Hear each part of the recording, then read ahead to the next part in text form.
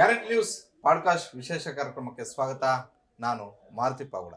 ಇವತ್ತಿನ ಈ ವಿಶೇಷ ಕಾರ್ಯಕ್ರಮದಲ್ಲಿ ನನ್ನ ಜೊತೆ ಭಾಳಷ್ಟು ಇತ್ತೀಚೆಗೆ ಕರ್ನಾಟಕದಲ್ಲಷ್ಟೇ ಅಲ್ಲದೆ ಬೇರೆ ಬೇರೆ ರಾಜ್ಯಗಳಲ್ಲೂ ಕೂಡ ಚರ್ಚೆ ಆಗ್ತಾ ಇರುವಂತಹ ಹಲವು ಪ್ರಕರಣಗಳ ಹಿಂದೆ ಇರುವಂಥವ್ರು, ಜೊತೆಗೆ ಅದನ್ನು ಒಂದು ಸರಿದಾರಿಗೆ ತಂದಂಥವ್ರು.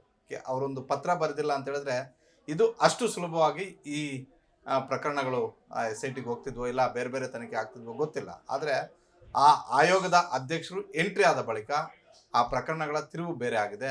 ಆ ಪ್ರಕರಣಗಳಲ್ಲಿ ಇವತ್ತು ಐತಿಹಾಸಿಕ ಆದಂತಹ ತೀರ್ಪುಗಳು ಕೂಡ ಬರ್ತಿದ್ದಾವೆ. ಅವರು ಮತ್ತಾರು ಅಲ್ಲ, ಮಹಿಳಾ ಆಯೋಗದ ಅಧ್ಯಕ್ಷರಾದಂತಹ ನಾಗಲಕ್ಷ್ಮಿ ಚೌಧರಿ ಅವರು. ಮೇಡಮ್, ಕಾರ್ಯಕ್ರಮಕ್ಕೆ ಸ್ವಾಗತ. ನಮಸ್ಕಾರ ಮಾರುತಿ. ಮೇಡಮ್, ಹೇಗಿದ್ದೀರಿ? ಚೆನ್ನಾಗಿದ್ದೀನಿ. ಇಡೀ ರಾಜ್ಯ ಕಾಲಿಗೆ ಚಕ್ರ ಕಟ್ಕೊಂಡು ತಿರುಗ್ತಾ ಇದ್ದೀರಾ, ಹೇಗಿದೆ ರೆಸ್ಪಾನ್ಸ್? ಏನಿದೆ? ಚೆನ್ನಾಗಿದೆ. ನನ್ನ ಕೆಲಸ ನನಗೆ ತುಂಬ ತೃಪ್ತಿ ಕೊಟ್ಟಿದೆ, ಸಂತೋಷ ಇದೆ. ಒಂದು ಸಾಮಾನ್ಯ ಹೆಣ್ಣುಮಗಳು ಇಷ್ಟು ಮಹಿಳಾ ಆಯೋಗದ ಅಧ್ಯಕ್ಷೆಯಾಗಿ 31 ಜಿಲ್ಲೆಗಳ ಪ್ರವಾಸ ಮಾಡಿ ಜನರ, ಎಸ್ಪೆಷಲಿ ಮಹಿಳೆಯರ ರಕ್ಷಣೆ, ಅವ್ರ ಮೂಲಭೂತ ಸೌಕರ್ಯ, ಶೋಷಣೆಗೆ ಒಳಗಾದಂಥ ಮಹಿಳೆಯರ ಧ್ವನಿ ಆಗೋದಿದೆಯಲ್ಲ, ಅದು ಎಲ್ರಿಗೂ ಸಿಗುವಂಥ, ಅವರ ಸೇವೆ ಮಾಡುವಂಥ ಒಂದು ಅದೃಷ್ಟ ನನಗೆ ಸಿಕ್ಕಿರೋದು ನನಗೆ ನಿಜವಾಗ್ಲೂ ತೃಪ್ತಿ ತಂದಿದೆ. ಮಹಿಳಾ ಆಯೋಗ ಅಂದರೆ ಭಾಳಷ್ಟು ಜನರು ಏನಂತ ಹೇಳ್ತಿದ್ರು ಅಂದರೆ ಅಲ್ಲೇ ಏನು ಕೆಲಸ ಇರುತ್ತೆ, ಅದೇನು ಸದ್ದಾಗಲ್ಲ, ಸುದ್ದಿ ಆಗಲ್ಲ ಅಂತ ಅನ್ನೋ ಥರ ಇತ್ತು. ಆದರೆ ನೀವು ಬಂದಮೇಲೆ ಅದು ಭಾಳ ಡಿಫ್ರೆಂಟಾಗಿ ಕಾಣಿಸ್ತಾ ಇದೆ. ದಿನ ಸುದ್ದಿನೂ ಸಿಗ್ತಿದೆ, ದಿನ ಸದ್ದು ಕೂಡ ಆಗ್ತಿದೆ. ಏನು ಮಾಡಿದಿರ ಅದು ಮೋಡಿ ಅಂತ? ಇಲ್ಲ, ಹಾಗೇನಿಲ್ಲ.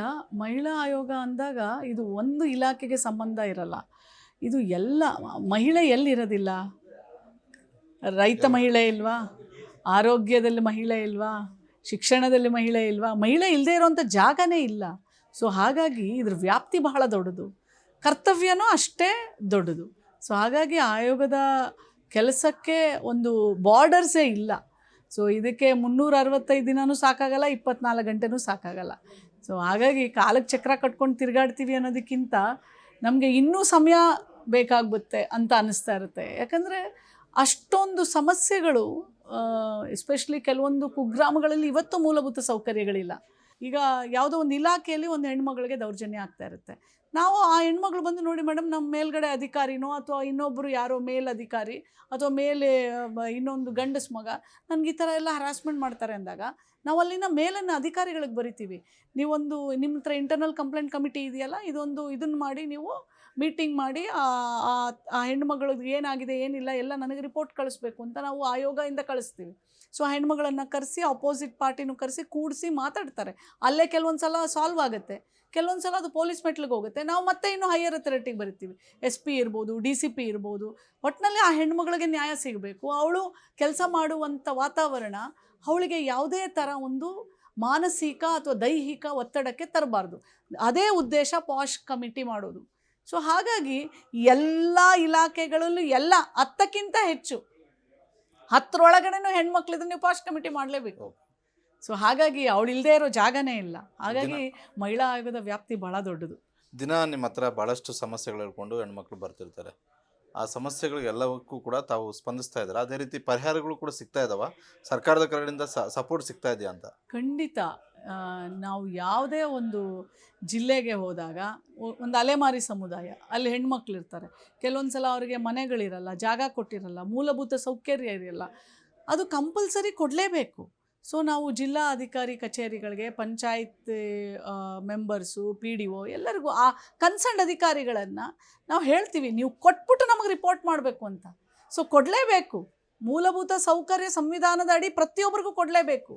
ಸೊ ಕೊಟ್ಟೇ ಕೊಡ್ತಾರೆ. ಅಥವಾ ಇವತ್ತು ನೋಡಿ, ಒಂದು ಹೆಣ್ಮಗಳು, ಒಂದು ತಾಯಿ ಬಂದಿದ್ರು.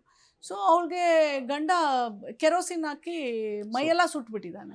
ಸೊ ಆ ಹೆಣ್ಮಗಳು ಮತ್ತೆ ಹೆದರಿಸಿದ್ದಾನೆ, ಪೊಲೀಸ್ಗೆ ಹೋದರೆ ನನ್ನ ಮಕ್ಕಳನ್ನು ಸುಟ್ಟಾಕ್ಬಿಡ್ತೀನಿ ಅಂತ. ಸೊ ಅವಳನ್ನು ಆ ಸುಟ್ಟಾಕಿದಾಗ ಅವಳಿಗೆ ನಾನು ಸತ್ತೋಗ್ಬಿಡ್ತೀನೇನೋ ಅನ್ನೋ ಒಂದು ಭಾವನೆ ಇರುತ್ತೆ. ಅವಳು ಯಾವುದು ಕಂಪ್ಲೇಂಟ್ ಮಾಡೋದಿಲ್ಲ. 2 ವರ್ಷಗಳ ನಂತರ ಅವಳು ಆಯೋಗಕ್ಕೆ ಬಂದಿದ್ದಾಳೆ.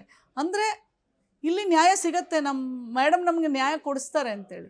ಅದನ್ನು ನೋಡಿದಾಗ ಎಷ್ಟು ಮನಸ್ಸಿಗೆ ತ್ರಾಸಾಗುತ್ತೆ. ಇಮಿಡಿಯೇಟ್ಲಿ SP ಅವ್ರಿಗೆ ಫೋನ್ ಮಾಡಿದೆ, ಮತ್ತು ಅವ್ರಿಗೊಂದು ಲಾಯರ್ ಇಟ್ಕೊಟ್ವಿ, ಮತ್ತು ಎಲ್ಲೆಲ್ಲಿ ಏನೇನಾಗಿದೆ ಎಲ್ಲವನ್ನು ನಾವು ಇಮಿಡಿಯೇಟ್ಲಿ ರಿಪೋರ್ಟ್ ಮಾಡೋಕ್ಕೆ ಹೇಳಿದ್ದೀವಿ. ಅವ ಎಲ್ಲೋ ಅಪ್ಸ್ಕೊಂಡಾಗಿದ್ದಾನೆ, ಅಪ್ಸ್ಕೊಂಡಾಗಿದ್ದಾನೆ ನಮ್ಗೆ ಗೊತ್ತಿಲ್ಲ, ಫಸ್ಟು ಅವನ್ನ ಅರೆಸ್ಟ್ ಮಾಡಬೇಕು. ಸೊ ಹಾಗಾಗಿ ಇಮ್ಮಿಡಿಯೇಟ್ಲಿ ಯಾರಿಗೆ ಹೇಳಬೇಕು, ಹೇಗೆ ಸ್ಪಂದನೆ ಮಾಡಬೇಕು ಅವಾಗಲೇ ಆ್ಯಕ್ಟ್ ಮಾಡ್ತೀವಿ ನಾವು. ಈಗ ಒಂದು ತಾಯಿ ಬಂದಿದ್ದರು, ಒಂದಿಬ್ಬರು ಮಕ್ಕಳನ್ನು ಕರ್ಕೊಂಡು, ತಂದೆನೇ ಮಗಳನ್ನು ಅತ್ಯಾಚಾರ ಮಾಡ್ತಾ ಇದ್ದಾನಂತೆ. ಸೊ ಅದು ಕೇಳಿದ ತಕ್ಷಣ ಮಗು ಹೇಳುತ್ತೆ, ನಾನು ದೊಡ್ಡವಳಾಗಿ ನಾನು ಪೊಲೀಸ್ ಆಫೀಸರ್ ಆಗ್ತೀನಿ, ನಮ್ಮ ಅಪ್ಪನಂತವ್ರನ್ನ ನಾವು ಫಸ್ಟ್ ಒಳಗೆ ಹಾಕಿಸ್ಬೇಕು ಅಂತ. ಇನ್ನು ಆ ಮಗು ಋತುಮತಿನೂ ಆಗಿಲ್ಲ. ಜಸ್ಟ್ ಇಮ್ಯಾಜಿನ್ ಮಾಡಿ. ಇಮಿಡಿಯೇಟ್ಲಿ DCPಗೆ ಫೋನ್ ಮಾಡಿದ್ವಿ, ಒಳಗಿದಾನಂತೆ, ಈಗೇನೋ ಬೇಲ್ ಮೇಲೆ ಬರಲಿಕ್ಕೆ ಹೊರಗಡೆ. ಸೊ ಸೆಕ್ಷನ್ಸ್ ಎಲ್ಲ ಕರೆಕ್ಟಾಗಿ ಹಾಕಿ ಪೋಕ್ಸೋ ಕೇಸ್ ಆಗುತ್ತೆ. ಯಾವ ಜಿಲ್ಲೆ? ಮಹಿಳಾ ಮತ್ತು ಮಕ್ಕಳ ಆಯೋಗದ ಮಕ್ಕಳ ಆಯೋಗನೂ ಇದೆ, ಮಹಿಳಾ ಆಯೋಗದ. ಸೊ ಅಲ್ಲಿನ ಮೆಂಬರ್ ಸೆಕ್ರೆಟ್ರಿಗೆ ಫೋನ್ ಮಾಡಿ ಅವರನ್ನು ಕಳಿಸ್ಕೊಟ್ಟು, ಸೊ ಪರಿಹಾರ ನೀಡುವಲ್ಲಿ ಅಥವಾ ಎಲ್ಲಿ ಆ ಹೆಣ್ಣು ಮಗಳಿಗೆ ಪರಿಹಾರ ಸಿಗುತ್ತೆ ಅವಳ ಶಕ್ತಿಯಾಗಿ ನಿಂತ್ಕೊಳ್ಳೋದಕ್ಕೆ ಒಂದು ಹೆಜ್ಜೆನೂ ಹಿಂದೆ ಇಡಲ್ಲ ಮಹಿಳಾ ಆಯೋಗ. ಕಡೆಯವರೆಗೆ ಅವಳ ಜೊತೆ ನಿಂತ್ಕೊಳ್ಳೋಕ್ಕೆ ಸತತ ಪ್ರಯತ್ನ ಮಾಡುತ್ತೆ. ನೀವು ಅಧ್ಯಕ್ಷರಾದ ಬಳಿಕ ಎಲ್ಲ ಹೈ ಪ್ರೊಫೈಲ್ ಕೇಸುಗಳಲ್ಲೂ ಕೂಡ ಹ್ಯಾಂಡಲ್ ಮಾಡ್ತಾ ಇದ್ದೀರಾ, ನಿಮ್ಗೆ ಆತಂಕ ಇರಲಿಲ್ವಾ? ಮಾರುತಿ, ನಾನು ನಿಮ್ಗೊಂದು ಮಾತು ಹೇಳ್ತೀನಿ. ನಿಮ್ಗೆ ಅನಿಸುತ್ತೆ ಅಷ್ಟೇ ಇದು ಹೈ ಪ್ರೊಫೈಲು, ಇದು ಲೋ ಪ್ರೊಫೈಲು ಅಂತ. ಈಗ ಒಂದು ತಾಯಿ ಬಂದು ನನ್ನ ಮಗುಗೆ ನನ್ನ ಅಪ್ಪನೇ ಅತ್ಯಾಚಾರ ಮಾಡ್ತಿದ್ದಾನಂದಾಗ ನಿಮ್ಗೆ ಏನು ಅನಿಸುತ್ತೆ? ಇದೆಲ್ಲ ಹೈ ಪ್ರೊಫೈಲ್ ಲೋ ಪ್ರೊಫೈಲ್ ಅನಿಸುತ್ತಾ? ನೀವು ಕೂತು ಆ ಜಾಗದಲ್ಲಿ ಮಹಿಳಾ ಆಯೋಗದ ಅಧ್ಯಕ್ಷೆ ಅನ್ನೋದಕ್ಕಿಂತ ಒಬ್ಳು ತಾಯಿಯಾಗಿ ಕೂತಿರ್ತೀಯ ನೀನು. ಸೊ ನಮಗೆ ಪ್ರತಿಯೊಬ್ಬರು ನಮಗೆ ನಿಮಗೆ ಮಾತ್ರ ಅನಿಸುತ್ತೆ ಹೈ ಪ್ರೊಫೈಲು. ನಮಗೆ ಪ್ರತಿಯೊಂದು ಕೇಸು ಮುಖ್ಯ. ನನಗೆ ಇಲ್ಲಿ ವ್ಯಕ್ತಿ ಇಂಪಾರ್ಟೆಂಟ್ ಅಲ್ಲ, ಅವ್ರು ಮಾಡೋ ಕೃತ್ಯ ಇರುತ್ತಲ್ಲ ಅದು ಬಹಳ ಇಂಪಾರ್ಟೆಂಟು. ಸೊ ಹಾಗಾಗಿ ಅದು ಏನಾಗುತ್ತೆ ಅಂತಂದರೆ, ಕೆಲವೊಂದು ನಾವು ಲೋಕಲಲ್ಲೇ SP DCP ಮತ್ತು ನಾವು ಡಿಸ್ಟ್ರಿಕ್ಟ್ ಲೀಗಲ್ ಸೆಲ್ ಅಥಾರಿಟಿಯಿಂದನೇ ಲಾಯರ್ ಕೊಟ್ಟು ಎಲ್ಲವನ್ನು ನಾವು ಸಾಲ್ವ್ ಮಾಡೋಕ್ಕೆ ಪ್ರಯತ್ನ ಮಾಡ್ತೀವಿ. ಕೆಲವೊಂದು ಆ ಲೆವೆಲಲ್ಲಿ ಆಗದೆ ಹೋದಾಗ ನಾವು ಸರ್ಕಾರಕ್ಕೆ ಬರಿತೀವಿ. ಅದು ನಮ್ಮ ಕರ್ತವ್ಯ. ಸೊ ನಮಗೆ ಅದು ಐ ಲೋ ಅಂತ ಏನೂ ಇರೋದಿಲ್ಲ. ನಮ್ಗನ್ಸುತ್ತೆ ನ್ಯಾಯ ಸಿಗಬೇಕಷ್ಟೆ. ಸೊ ಹಾಗಾಗಿ ಆ ಒಂದು ಕೇಸ್ನಲ್ಲಿ ನಮ್ಗನ್ನಿಸ್ತು, ಹೌದು ಇದು ಸ್ಪೆಷಲ್ ಇನ್ವೆಸ್ಟಿಗೇಷನ್ ಟೀಮ್ ಆದಾಗ ಮಾತ್ರ ಆ ಸಂತ್ರಸ್ತೆಗೆ ನ್ಯಾಯ ಸಿಗೋದು ಅಂತ. ಸೊ ಹಾಗಾಗಿ ನಾನು ಆ ಕೇಸ್ ನಾವು ನೋಡಿದಾಗ ನಾವು ಮಾನ್ಯ ಮುಖ್ಯಮಂತ್ರಿಗಳಿಗೆ SIT ರಚನೆ ಮಾಡಲಿಕ್ಕೆ ಪತ್ರವನ್ನು ಬರೆದಿದ್ದುಂಟು. ಮುಖ್ಯಮಂತ್ರಿಗಳು SIT ರಚನೆ ಮಾಡಿದ್ದುಂಟು. SIT ಅವರು ತನಿಖೆ ಮಾಡಿ ಎವಿಡೆನ್ಸಸ್ಗಳನ್ನು ಕಲೆ ಹಾಕಿ ಕಡೆಯವರೆಗೂ 1 ವರ್ಷ 2 ತಿಂಗಳು ತೀರ್ಪು ಬಂದಿರೋದು ಸಹ. ಇದು ಒಂದು ಇಡೀ ದೇಶಕ್ಕೆ, ಬರೀ ನಮ್ಮ ಕರ್ನಾಟಕ ರಾಜ್ಯ ಅಲ್ಲ, ಇದು ಮತ್ತಷ್ಟು ಜನರ ಕಾನೂನಿನ ಮೇಲಿನ ವಿಶ್ವಾಸವನ್ನು ಹೆಚ್ಚಿಸಿದೆ. ಯಾರೂ ಸಹ ಇದರಿಂದ ಹೊರತಿಲ್ಲ. ದೊಡ್ಡವನಿರ್ಬೋದು ಚಿಕ್ಕವನಿರ್ಬೋದು ಎಲ್ಲರೂ ಶಿಕ್ಷೆಗೆ ಗುರಿ ಆಗ್ತೀವಿ. ಇನ್ನೊಂದು ಸಲ ಆ ಥರ ಹೇಗೆ ಕೃತ್ಯ ಮಾಡಬಾರ್ದು ಅನ್ನೋ ಒಂದು ದೊಡ್ಡ ಸಂದೇಶ ಇದು. ನಾನು ಅದನ್ನು ಒಂದು ಸಲ ರಿಪೀಟ್ ಮಾಡ್ತೀನಿ. 2024ರ ಲೋಕಸಭಾ ಚುನಾವಣೆ ಸಂದರ್ಭದಲ್ಲಿ ಹಾಸನದಲ್ಲಿ ಏನೇನೋ ಸುದ್ದಿ ಬರ್ತಾಯಿತ್ತು. ಯಾರೂ ಕೂಡ ಸಂತ್ರಸ್ತರನ್ನು ಯಾರೂ ಹೊರಗಡೆ ಬಂದು ಆ ಹೇಳಿಕೆಯನ್ನು ಕೊಟ್ಟಿರಲಿಲ್ಲ. ಆದರೆ ಭಾಳಷ್ಟು ಚರ್ಚೆ ಆಗ್ತಿತ್ತು ಆ ಸಮಯದಲ್ಲಿ. ಈಗ ಆರೋಪಿ ಅಪರಾಧಿ ಆಗಿರೋದ್ರಿಂದ ಈ ವಿಚಾರ ನಾನು ಚರ್ಚೆ ಮಾಡ್ತೀನಿ. ಆಗ ಈ ಪ್ರಕರಣ ತಮಗೆ ಗಮನಕ್ಕೆ ಬಂತು? ಇಲ್ಲ, ನಾನು ತುಮಕೂರಲ್ಲಿದ್ದೆ. ಆವಾಗ ನನ್ನ ಮೊಬೈಲ್ಗೆ ಆ ವಿಡಿಯೋಗಳನ್ನು ಕಳಿಸಿದ್ರು. ಅದು ನೋಡಿದ ತಕ್ಷಣ ನಾನು ಯಾರಿಗೂ ಏನೂ ಕೇಳಲಿಲ್ಲನೂ ಹೇಳಿಲ್ಲ. ಅಲ್ಲಿಂದ ನಮ್ಮದು ಅಡ್ವೊಕೇಟ್ ಟೀಮ್ ಇರುತ್ತೆ ನಮ್ಮ ಆಯೋಗದಲ್ಲಿ, ಅವ್ರಿಗೆ ಫೋನ್ ಮಾಡಿ ಹೇಳಿದೆ, ನಾನು ಬರೋ ಅಷ್ಟರಲ್ಲಿ ನೀವು ಲೆಟರ್ ಡ್ರಾಫ್ಟ್ ಮಾಡಿ. ನೀವುಗಳು ಸಹ ಬಂದಿದ್ರಿ. ನಾನು ಪ್ರೆಸ್ ಮೀಟ್ ಮಾಡಿದೆ 4 ಗಂಟೆಗೆ. ಮಾನ್ಯ ಮುಖ್ಯಮಂತ್ರಿಗಳಿಗೆ ಪತ್ರವನ್ನು ಬರೆದೆ. ಯಾಕಂದರೆ ಆ ವಿಡಿಯೋಗಳನ್ನು ನೋಡಿದಾಗ ಇಮ್ಮಿಡಿಯೇಟಾಗಿ ನಿಮಗೆ ರಿಯಾಕ್ಟ್ ಮಾಡಬೇಕನ್ಸುತ್ತೆ. ಸೊ ನಾವು ಅದಕ್ಕೊಂದಕ್ಕೆ ಅಲ್ಲ, ಎಲ್ಲದಕ್ಕೂ ನಾನು ಹಾಗೆ ರಿಯಾಕ್ಟ್ ಮಾಡೋದು. Immediately I will react. ಯಾರಿಗೆ ಹೇಗೆ ಸ್ಪಂದನೆ ಮಾಡಬೇಕು ಅದು ಭಾಳ ಇಂಪಾರ್ಟೆಂಟು. ಸೊ ಆ ಕ್ಷಣಕ್ಕೆ ನಾನು ಸರ್ಕಾರಕ್ಕೆ ಪತ್ರವನ್ನು ಬರೆದೆ, SIT ರಚನೆ ಆಗಬೇಕು ಅಂತ. ಹಾಗೆ ಸರ್ಕಾರ, ಮುಖ್ಯಮಂತ್ರಿಗಳು ಸಹ SIT ರಚನೆ ಮಾಡಿದ್ರು. ಆ ಪತ್ರ ತಾವು ಬರೆದ್ರಿ, ಮುಖ್ಯಮಂತ್ರಿಗಳು ಕೂಡ ಬರೆದ್ರಿ. ಆಗ ಮುಖ್ಯಮಂತ್ರಿಗಳು ರೆಸ್ಪಾನ್ಸ್ ಹೇಗಿತ್ತು? ಏನಾದರೂ ಈ ಬಗ್ಗೆ ಏನಾದರೂ ಮಾತಾಡಿದ್ರ? ಒಂದು ಸಲ ಅವ್ರು ನನಗೆ ಫೋನ್ ಮಾಡಿ ಒಂದು ಸಲನೂ ಮಾತಾಡಿಲ್ಲ ಇಲ್ಲಿಯವರೆಗೂ. ನಾನು 1-2-3 ಸಲ ಹೋಗಿದ್ದೀನಿ ಕೆಲವೊಂದು ವಿಚಾರವಾಗಿ. ಕೆಲವೊಂದು ಜಿಲ್ಲೆಗಳನ್ನು ವಿಸಿಟ್ ಮಾಡಿದಾಗ ನಮ್ಮ ರಿಪೋರ್ಟ್ಸ್ ಎಲ್ಲ ತೊಗೊಂಡೋಗಿ ತೋರಿಸಿದ್ದೀನಿ, ಹೀಗೆಲ್ಲ ಇದೆ ಅಂತ. ಕೆಲವೊಂದು ಸಲ ಮಾತಾಡಿದ್ದಾರೆ, ಆ ಕನ್ಸರ್ನ್ಡ್ DC ಅವರಿಗೆಲ್ಲ ಮಾತಾಡಿರೋದು ಉಂಟು. ಅದು ಬಿಟ್ಟರೆ ಯಾವತ್ತೂ ಯಾವುದೇ ಒಂದು ವಿಷಯಕ್ಕೆ, ಕೇಸ್ಗೆ ಸಂಬಂಧ ಯಾವತ್ತೂ ಫೋನ್ ಕರೆ ಮಾಡಿಲ್ಲ ನನಗೆ. ಯಾಕಂದರೆ ಪ್ರಜ್ವಲ್ ಆಗ ಹಾಲಿ ಸಂಸದರಾಗಿದ್ದರು, ಜೊತೆಗೆ ಹಾಸನದ ಅಭ್ಯರ್ಥಿನೂ ಕೂಡ ಆಗಿದ್ದರು. ಅದ್ರ ಜೊತೆಗೆ ದೊಡ್ಡ ಕುಟುಂಬದಿಂದ ಬಂದಂಥವ್ರು. ಇಡೀ ರಾಜ್ಯಾದ್ಯಂತ ಚರ್ಚೆ ಆಗ್ತಿತ್ತು. ಇಂಥ ಪ್ರಕರಣದಲ್ಲಿ ಮಹಿಳಾ ಆಯೋಗ ಎಂಟ್ರಿ ಆಗಿದೆ, ಅಷ್ಟು ಸುಲಭಕ್ಕೆ ಇವರು ಸರ್ಕಾರಕ್ಕಾಗಲಿ ಮತ್ತೆ ಯಾರಿಗೋ ಪತ್ರವನ್ನು ಬರೆಯೋದಕ್ಕೆ ಸಾಧ್ಯವ ಅಂತ. ಆ ಧೈರ್ಯ ನಾಗಲಕ್ಷ್ಮಿ ಚೌಧರಿಗೆ ಹೆಂಗೆ ಬಂತು ಅಂತ ನಾನು ಅದನ್ನು ಕೇಳ್ತಿರೋದು. ಒಂದು, ನಾನು ತಾಯಿ. ಎರಡನೇದು, ನಾನು ಹೆಣ್ಣು. ಮೂರನೇದು, ನಾನು ಮಹಿಳಾ ಆಯೋಗದ ಅಧ್ಯಕ್ಷೆ. ಆ ಅಧ್ಯಕ್ಷೆಯ ಸ್ಥಾನಕ್ಕೆ ನೀವು ನ್ಯಾಯ ಕೊಡಬೇಕು ಅಂದಾಗ ದೊಡ್ಡವರು ಚಿಕ್ಕವರು ಅಂತ ನಾನು ನಿಮಗೆ ಹೇಳಿದ್ನಲ್ಲ, ಯಾವುದು ಮ್ಯಾಟ್ರ್ ಆಗೋದಿಲ್ಲ. ನಿಮಗಿಷ್ಟೇ ಆ ಹೆಣ್ಣಿಗೆ ನ್ಯಾಯ ಕೊಡಿಸ್ಬೇಕು, ಅಷ್ಟೇ ಅವಳ ಉದ್ದೇಶ ಆಗಿರುತ್ತೆ. ಆ ಕರ್ತವ್ಯವನ್ನಷ್ಟೇ ನಾನು ಮಾಡಿದ್ದೀನಿ. ಭಾಳಷ್ಟು ಆಯೋಗಗಳಲ್ಲಿ ನಮ್ಮನ್ನು ಆಯೋಗದ ಅಧ್ಯಕ್ಷರನ್ನಾಗಿ ಮಾಡಿದ್ದಾರೆ, ಆದರೆ ಇಂಟರ್ಫಿಯರೆನ್ಸ್ ಭಾಳ ಇರುತ್ತೆ, ಒತ್ತಡಗಳು ಭಾಳಷ್ಟು ಇರುತ್ತೆ, ರಾಜಕೀಯ ಒತ್ತಡಗಳು ಇರ್ತವೆ ಅಂತ ಹೇಳ್ತಾರೆ. ಅಂತಹ ಇಂಟರ್ಫಿಯರೆನ್ಸು, ಅಂತಹ ಒತ್ತಡಗಳು ನಾಗಲಕ್ಷ್ಮಿ ಚೌಧರಿಗೆ ಇಲ್ವಾ? ಯಾವತ್ತೂ ಆಗಿಲ್ಲ, ಯಾವುದೇ ಪ್ರಕರಣದಲ್ಲಿ. ಓಕೆ ಮೇಡಮ್, ಈಗ ಸೆಷನ್ಸ್ ಕೋರ್ಟು ಐತಿಹಾಸಿಕವಾದಂಥ ಒಂದು ತೀರ್ಪನ್ನು ಕೊಟ್ಟಿದೆ, ಜೀವಾವಧಿ ಶಿಕ್ಷೆಯನ್ನು ಕೊಟ್ಟಿದೆ. ಬೇರೆ ಬೇರೆ ಚರ್ಚೆ ಆದರೂ ಕೂಡ ಸಾಕ್ಷಿ ವಿಚಾರಣೆನ ಭಾಳಷ್ಟು ಗಂಭೀರವಾಗಿ ತೆಗೆದುಕೊಂಡು ಅಂತಿಮವಾಗಿ ಆರೋಪಿಯನ್ನು ಅಪರಾಧಿ ಅಂತ ಘೋಷಣೆ ಮಾಡಿ ಜೀವಾವಧಿ ಶಿಕ್ಷೆಯನ್ನು ಕೊಟ್ಟಿದೆ. What is the reaction as A women chairman ಆಗಿ? ಆ ಸಂತ್ರಸ್ತೆಗೆ ನ್ಯಾಯ ಸಿಕ್ಕಿರೋದು ಅದು ನನಗೆ ಭಾಳ ಒಂದು ತೃಪ್ತಿ ತಂದಿದೆ. ಮತ್ತು ಜನರಲ್ಲಿ ಒಂದು ವಿಶ್ವಾಸ, ಕಾನೂನಿನ ಮೇಲೆ ನಂಬಿಕೆ ಅದು ಹೆಚ್ಚಾಗಿದೆ. ಇದು ಬಹಳ ಮುಖ್ಯ. ಇಲ್ಲಿ ಕೃತ್ಯ ಮಾಡಿದಾಗ ಯಾವ ಥರ ಕೃತ್ಯ ಮಾಡ್ತೀರಾ ಅನ್ನೋದು ಭಾಳ ಮುಖ್ಯ. ವ್ಯಕ್ತಿ ಮುಖ್ಯ ಆಗೋದಿಲ್ಲ ಇಲ್ಲಿ. ನೀವು ದೊಡ್ಡವರಾಗಿದ್ದರೆ ಚಿಕ್ಕವರಾಗಿರಲಿ, ಶಿಕ್ಷೆ ಎಲ್ಲರಿಗೂ ಒಂದೇ, ಕಾನೂನು ಎಲ್ಲರಿಗೂ ಒಂದೇ. ಆ ನ್ಯಾಯದ ದೇವತೆ ಮುಂದೆ ಎಲ್ಲರೂ ತಲೆ ತಗ್ಗಿಸ್ಬೇಕು. ಸೊ ಈ ಪ್ರಕರಣದಲ್ಲಿ ಬಂದಿರೋ ತೀರ್ಪು ಎಲ್ಲರಿಗೂ ಒಂದು ಸಂದೇಶವನ್ನು ಕಳಿಸಿದೆ. ಯಾರೂ ಸಹ ಈ ಥರ ಹೇಯ ಕೃತ್ಯಗಳಿಗೆ ಇನ್ಮುಂದೆ ಆದರೂ ಕೈ ಹಾಕಬಾರ್ದು ಅನ್ನೋ ಒಂದು ಸಂದೇಶ ಭಾಳ ಸ್ಪಷ್ಟವಾಗಿ ಕೊಟ್ಟಿದೆ ಈ ತೀರ್ಪು. ಇದು ಒಂದು ಈ ಭಾರತ ದೇಶದ ಹೆಣ್ಣುತನಕ್ಕೆ ತಂದಿರುವಂಥ ಒಂದು ಜಯ ಅಂತ ಹೇಳೋಕ್ಕೆ ಇಷ್ಟಪಡ್ತೇನೆ. ತಾವು ಅಧ್ಯಕ್ಷರಾದ ಬಳಿಕ ಇನ್ನಷ್ಟು ಪ್ರಕರಣಗಳನ್ನು ನೋಡಿದ್ವಿ. ಇಡೀ ರಾಜ್ಯಾದ್ಯಂತ ನೀವು ಬೇರೆ ಬೇರೆ ಪ್ರಕರಣಗಳು ಇರಬಹುದು, ಆದರೆ ಸಹಜವಾಗಿ ನಿಮ್ಮ ಪ್ರಕಾರ ಹೈ ಪ್ರೊಫೈಲ್ ಕೇಸ್ ಆಗಲ್ಲ. ಆದರೆ ಬೇರೆಯವರು ವ್ಯಾಖ್ಯಾನ ಮಾಡುವಂಥದ್ದು ಹೈ ಪ್ರೊಫೈಲ್ ಕೇಸು ಅಂತ ಹೇಳ್ತಾರೆ. ಈ ಹೈ ಪ್ರೊಫೈಲ್ ಕೇಸುಗಳಲ್ಲಿ ಮುಖ್ಯಮಂತ್ರಿ ಸಿದ್ದರಾಮಯ್ಯ ಸೇರಿದಂತೆ, ಹೋಮ್ ಮಿನಿಸ್ಟರ್ ಪರಮೇಶ್ವರ್ ಸೇರಿದಂತೆ, ಉಪಮುಖ್ಯಮಂತ್ರಿ ಡಿ ಕೆ ಶಿವಕುಮಾರ್ ಸೇರಿದಂತೆ ಯಾರೂ ಕೂಡ ಒಂದು ಕ್ಷಣವೂ ಒಂದು ದಿನವೂ ಹಸ್ತಕ್ಷೇಪ ಮಾಡಿಲ್ವಾ? ಖಂಡಿತ ಇಲ್ಲ. ಯಾವತ್ತು ಯಾರು ನನಗೆ ಒಂದು ಕರೆ ಮಾಡಿ ನೀನು ಮಾಡಿದ್ದೀರಾ, ಸರಿನಾ ತಪ್ಪಾ ಏನು ಮಾಡಿ, ನಾನೇ ಇನ್ಫ್ಯಾಕ್ಟ್ ನಾವು ಪತ್ರ ಬರೆದಾಗ ಅದು ಬರೀಲೇಬೇಕು. ಹೋಮ್ ಮಿನಿಸ್ಟ್ರಿಗೆ ಬರಿತೀವಿ ಮತ್ತು ಸರ್ಕಾರಕ್ಕೆ ಬರಿತೀವಿ ಅಷ್ಟೇ. ಬರೆದಾಗಲೂ ಅಷ್ಟೇ, ನಾನು ಹೋಗಿ ಭೇಟಿ ಮಾಡಿನೂ ನಾನು ಹೇಳೋದಿಲ್ಲ ಹಿಂಗೆ ಬರೆದಿದ್ದೀನಿ ಅಂಥೇಳಿ. ಪತ್ರ ಹೋಗಿರುತ್ತಲ್ಲ, ಚೀಫ್ ಸೆಕ್ರೆಟ್ರಿಗೆ ಹೋಗುತ್ತೆ, ಮುಖ್ಯಮಂತ್ರಿಗಳಿಗೆ ಹೋಗುತ್ತೆ, ಅದೇ ಅವರು ಉತ್ತರ ಕೊಡಲೇಬೇಕಲ್ಲ ಆಯೋಗಕ್ಕೆ. ಸೊ ಅವರು ಎಲ್ಲ ಅವ್ರದ್ದು ಇಂಟೆಲಿಜೆನ್ಸ್ ಟೀಮ್ ಇರುತ್ತೆ, ಎಲ್ಲವನ್ನು ನಿರ್ಧಾರ ಮಾಡೇ ತಗೊಳ್ತಾರೆ ಅಲ್ವಾ.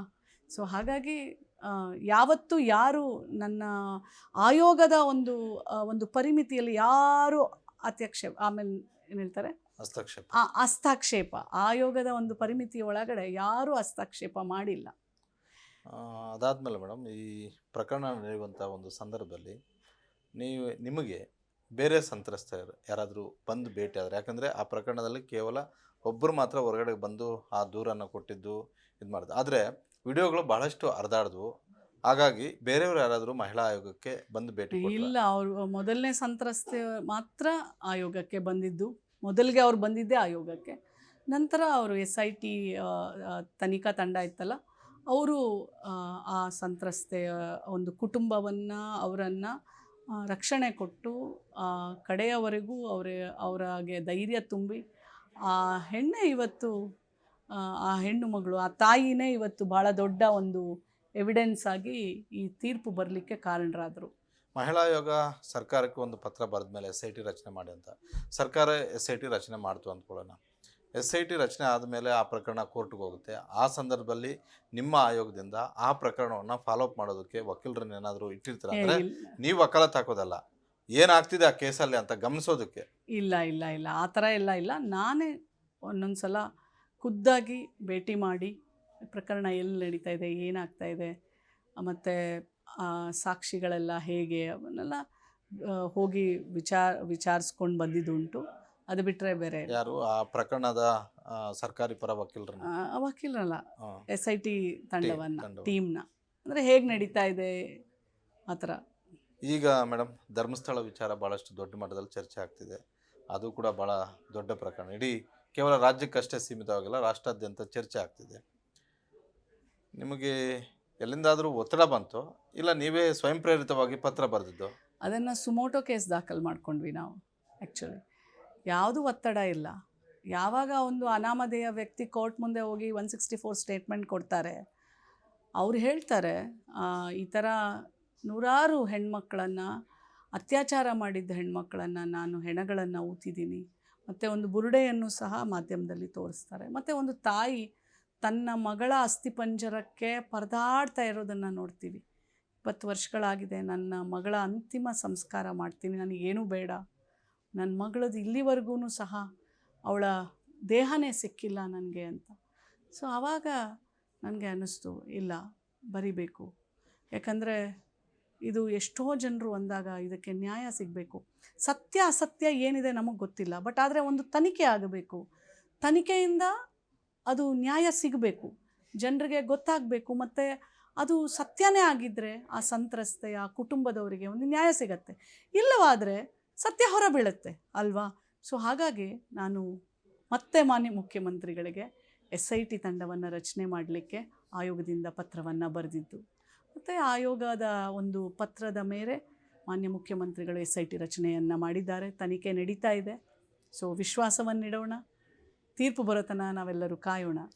ಮೇಡಮ್, ನಿಮಗೇನಾದರೂ ಬೇರೆಯವ್ರು ಏನಾದರೂ ಭೇಟಿ ಮಾಡಿದ್ರೆ SIT ರಚನೆ ಆದ ಬಳಿಕ, ಇಲ್ಲ ಅದಕ್ಕೂ ಮೊದಲು ಧರ್ಮಸ್ಥಳ ವಿಚಾರಕ್ಕೆ ಸಂಬಂಧಪಟ್ಟಂತೆ, ಧರ್ಮಸ್ಥಳದಲ್ಲಿ ಬುರುಡೆ ನಾನು ಈ ರೀತಿ ಶವಗಳನ್ನು ಊತಿಟ್ಟೆ ಅನ್ನುವಂಥದ್ದನ್ನು ಇಲ್ಲ, ಕೋರ್ಟ್ ಮುಂದೆ ಹೇಳಿದಾಗ, ಇಲ್ಲ ಅದಕ್ಕೂ ಮೊದಲು ಯಾರಾದರೂ ನಮಗೆ ಸಮಸ್ಯೆ ಆಗಿದೆ ಅಂತ ಹೇಳ್ಬಿಟ್ಟು ಯಾರಾದರೂ ಮಹಿಳಾ ಆಯೋಗಕ್ಕೆ ಬಂದಿಲ್ಲ? ಇಲ್ಲ ಇಲ್ಲ, ಖಂಡಿತ ಇಲ್ಲ. ಈಗ ಏನಿದೆ ಮೇಡಮ್, ನೀವು SIT ರಚನೆ ಆದ ಬಳಿಕ ತಾವೇನಾದರೂ ಮಾಹಿತಿ ಪಡೆದ್ರ SIT ಇಂದ ಏನಿದೆ, ಇಲ್ಲ ಸರ್ಕಾರದ ಕಡೆ? ಹಾಗೆ ಮಾಹಿತಿ ಪಡೀಲಿಕ್ಕೆ ಬರೋದಿಲ್ಲ. ಅವರೆಲ್ಲರೂ ತನಿಖೆ ಮಾಡ್ತಾ ಇದ್ದಾರೆ, ನಿಮಗೂ ಎಲ್ರಿಗೂ ಗೊತ್ತಿದೆ. ಸೊ ಅವರು ನಾವು ಕಾಯಬೇಕಾಗತ್ತೆ. ಅದು ಇನ್ನೂ ಭಾಳ, ಅಂದರೆ ಈಗ ತಾನೇ ಪ್ರಾರಂಭ ಆಗಿದೆ. ಸೊ ಕಾಯಬೇಕಾಗತ್ತೆ. ಅದೆಲ್ಲ FSL ರಿಪೋರ್ಟ್ ಆಗಬೇಕು. ಮತ್ತು ಭಾಳ ಅವರು SIT ಅವ್ರದ್ದೇ ರೀತಿಯಲ್ಲಿ ಎಲ್ಲವನ್ನೂ ತನಿಖೆ ಮಾಡ್ತಾರೆ, ಸಾಕ್ಷಿಗಳನ್ನೆಲ್ಲ ಕಲೆ ಹಾಕ್ತಾರೆ. ಅದು ಅವ್ರ ಕೆಲಸ ಅವ್ರು ಮಾಡ್ತಾರೆ, ಈಗ ಅವ್ರದ್ದು ಕೆಲಸ. ಸೊ ನಾವು ನೋಡಬೇಕು, ಕಾದು ನೋಡಬೇಕು ಯಾವ ಥರ ಆಗತ್ತೆ ಅಂಥೇಳಿ. ಈ ಧರ್ಮಸ್ಥಳದ ವಿಚಾರದಲ್ಲಿ ಈ ಪಂಥಗಳ ಯುದ್ಧ ಶುರುವಾಗಿದೆ. ಒಂದು ಎಡಪಂಥ, ಇನ್ನೊಂದು ಬಲಪಂಥ ಅಂತ. ಎಡಪಂಥದವರು ಇಂಥ ಪ್ರಕರಣಗಳು ಬಂದಾಗ ಅದು ಧರ್ಮಸ್ಥಳದಲ್ಲಿ ಹೆಚ್ಚು ಹೆಚ್ಚು ಸದ್ದು ಮಾಡ್ತಾರೆ ಅಂತ. ಎಡಪಂಥದವರ ಒತ್ತಡಕ್ಕೆ ಕಾಂಗ್ರೆಸ್ ಸರ್ಕಾರವೂ ಮಣಿತು, ಅದೇ ರೀತಿ ನಾಗಲಕ್ಷ್ಮಿ ಚೌಧರಿ ಅವರು ಕೂಡ ಮಾಡಿದ್ರು. SIT ರಚನೆ ಮಾಡಿ ಅಂತ ಪತ್ರ ಬರೆಯೋದರ ಹಿಂದೆ ಎಡಪಂಥ ಇದೆ ಅನ್ನುವಂಥ ಒಂದು ವಾದಗಳಿದ್ದಾವೆ, ಆ ಪ್ರಶ್ನೆಗಳಿದ್ದಾವೆ. ಅದಕ್ಕೆ ಉತ್ತರ ಕೊಡಿ. ನನಗೆ ಇದೆಲ್ಲ ಗೊತ್ತೇ ಇಲ್ಲ. ನಿಮ್ಗೆ ಗೊತ್ತಿಲ್ವಾ ಲೆಫ್ಟಿಸ್ಟು ರೈಟಿಸ್ಟು? ಅಲ್ಲ, ಗೊತ್ತಿದೆ, ಅವರ ವಿಚಾರಧಾರೆಗಳು ಗೊತ್ತಿದೆ. ಬಟ್ ಎಡಪಂಥಿಯವರು ಈ ಥರ ಹೇಳಿದ್ರು, ಬಲಪಂಥಿ, ಖಂಡಿತ ಆಯೋಗಕ್ಕೆ ಇದು ಯಾವುದು ಸಹ ಬರೋದಿಲ್ಲ. ಆಮೇಲೆ ನಾವಂತೂ ಯಾವತ್ತೂ, ನಾನು ಹೇಳಿದೆ ನಿಮಗೆ, ಯಾರ ಮಾತು ಕೇಳಿ ಇಲ್ಲಿ ಆಯೋಗದಲ್ಲಿ, ಆಯೋಗ ಅಂದ it is N independent body. So ಇಲ್ಲಿ ಇದು ಯಾವಾಗಲೂ ಒಂದು ಹೆಣ್ಣಿನ ಪರ ನ್ಯಾಯಕ್ಕೋಸ್ಕರ ಹೋರಾಟ ಮಾಡ್ತಾ ಇರುತ್ತೆ. ಸೊ ಅಷ್ಟೇ ಆಯೋಗ ಮಾಡುತ್ತೆ. ಆಯೋಗದ ಅಧ್ಯಕ್ಷ ಕೆಲಸ ಅಷ್ಟೇ. ಎಡಪಂಥಿ ಬಲಪಂಥಿ ಇದೆಲ್ಲ ಅದಕ್ಕೆ ಮ್ಯಾಟ್ರೇ ಆಗೋದಿಲ್ಲ. ಅಲ್ಲಿ ನಾವು ಯಾಕೆ ಬರೆದ್ವಿ, ಆ ಹೆಣ್ಣು ಮಕ್ಕಳಿಗೆ ಆ ಥರ ಆಗಿದ್ದರೆ ನ್ಯಾಯ ಸಿಗಬೇಕು, ಅಷ್ಟೇ ಆಯೋಗದ ಒಂದು ಉದ್ದೇಶ. ಎಡಪಂಥಿ ಬಲಪಂಥಿ ಇದ್ಯಾವುದು ಇದಕ್ಕೆ, ಆಯೋಗಕ್ಕೆ ಯಾವುದೇ ಥರ ಒಂದು ಮ್ಯಾಟ್ರ್ ಆಗೋದಿಲ್ಲ. ಅಲ್ಲ, ನಾನು ಯಾಕೆ ಈ ಪ್ರಶ್ನೆ ಕೇಳಿದೆ ಅಂದರೆ, ಈ ವಿಚಾರ TV ಮಾಧ್ಯಮಗಳಲ್ಲಿ ಪ್ರಸಾರವಾದ ಬಳಿಕ ಮುಖ್ಯಮಂತ್ರಿ ಅವರನ್ನು ಕೆಲವು ವಕೀಲರುಗಳು ಭೇಟಿ ಮಾಡ್ತಾರೆ ಕಾವೇರಿಯಲ್ಲಿ ಮುಖ್ಯಮಂತ್ರಿಗಳನ್ನು. ಬಾಲನ್ ಇರ್ಬೋದು, ದ್ವಾರಕನಾಥ್ ಅವರು ಇರ್ಬೋದು. ಅವರು ಭೇಟಿ ಮಾಡಿಬಿಟ್ಟು ಈ ಪ್ರಕರಣವನ್ನು ಯಾವುದಾದ್ರು ಒಂದು ತನಿಖೆ ಕೊಡಬೇಕು ಅಂತ ಹೇಳ್ತಾರೆ. ಆದರೆ ಮುಖ್ಯಮಂತ್ರಿಗಳು ಯಾವುದೇ ಸ್ಪಷ್ಟವಾದಂಥ ಒಂದು ನಿರ್ಧಾರವನ್ನು ಆ ಕ್ಷಣದಲ್ಲಿ ತೆಗೆದುಕೊಳ್ಳೋದಿಲ್ಲ.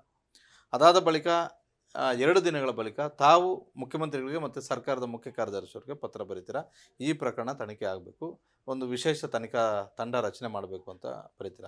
ಹಾಗಾಗಿ ಅಲ್ಲಿ ಹೋಗಿ ಮುಖ್ಯಮಂತ್ರಿಗಳ ಮೇಲೇ ಒತ್ತಡ ಮಾಡಿದಂತಹ ಟೀಮ್ಗೆ ಈಗ ಕೊಡ್ತಿರುವಂಥ ಒಂದು ಟ್ಯಾಗ್ಲೈನ್ ಅವರು ಎಡಪಂಥೀಯರು ಅಂತ ಹೇಳ್ಬಿಟ್ಟು. ಅಂಥವರು ತಮ್ಮ ಮೇಲೂ ಕೂಡ ಒತ್ತಡ ಹಾಕಿ ಖಂಡ್- ಬಳಸಿದ್ರ ಪತ್ರ. ಖಂಡಿತ ಇಲ್ಲ, ಖಂಡಿತ ಇಲ್ಲ. ಹಾಗಾದ್ರೆ ನಾಗಲಕ್ಷ್ಮಿ ಚೌಧರಿ ಅವರು ಇದನ್ನ ಸೋಮೋಟೋ ಕೇಸಾಗಿ ತಗೊಂಡು ಬರೆದಿದ್ದಾರೆ. ಖಂಡಿತ, ಖಂಡಿತ ಹೌದು. ಧರ್ಮಸ್ಥಳ ಬಹಳಷ್ಟು ಸೂಕ್ಷ್ಮ ವಿಚಾರ ಅಂತ ತಮ್ಗೆ ಅನಿಸ್ಲಿಲ್ಲ ಮೇಡಮ್? ನಮಗೆ ನೋಡಿ, ಮಂಜುನಾಥನ್ನ ನಾವು ಮಕ್ಕಳಿಂದ ನಮ್ಮ ಮನೆ ಮುಂದೆ ಒಂದು ದೇವಸ್ಥಾನ ಇತ್ತು.